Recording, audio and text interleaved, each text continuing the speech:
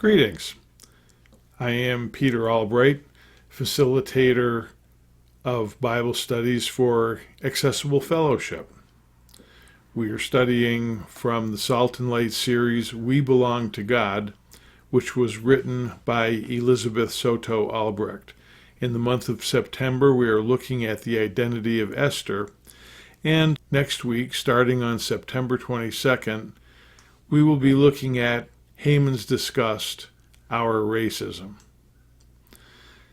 I have to start out this week by confessing to a grave mistake. I am a midlife adopter of Anabaptist perspective, and as I moved from mainline Protestant perspective to an Anabaptist perspective, I've realized that I probably was called to be an Anabaptist from birth because I'm discovering words and friends with the same perspective that I was not really so very aware of when I was in high school and college.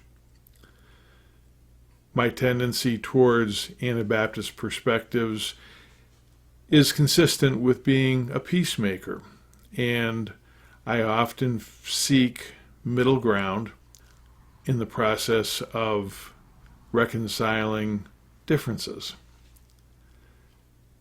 That tendency led me last week to make a mistake when I compared the problem of disciplining young people for vaping in school bathrooms with the racism that has been the original sin, to quote Jim Wallace, the original sin of our country.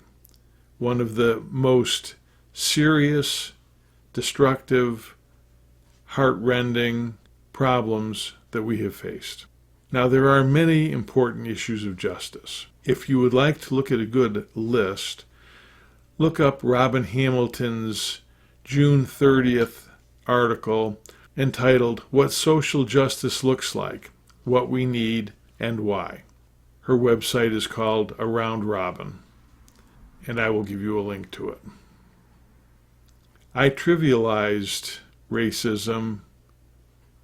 Knowing that is sobering.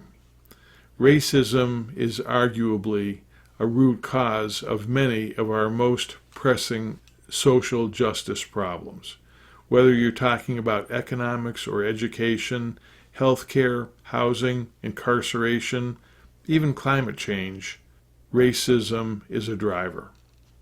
Like many white American Christians, I have understood and acknowledged the history of our country's racism, but I have not really had, and I'm not sure that I still do, really have an understanding of the incredibly negative impacts on a huge percentage of the population of my brothers and sisters in this country whose skin color is different from mine.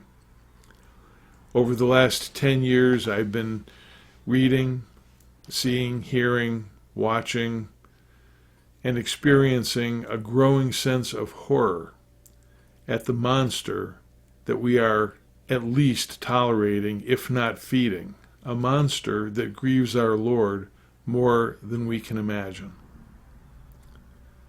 It is far, far away past time to take a firm stand against racism.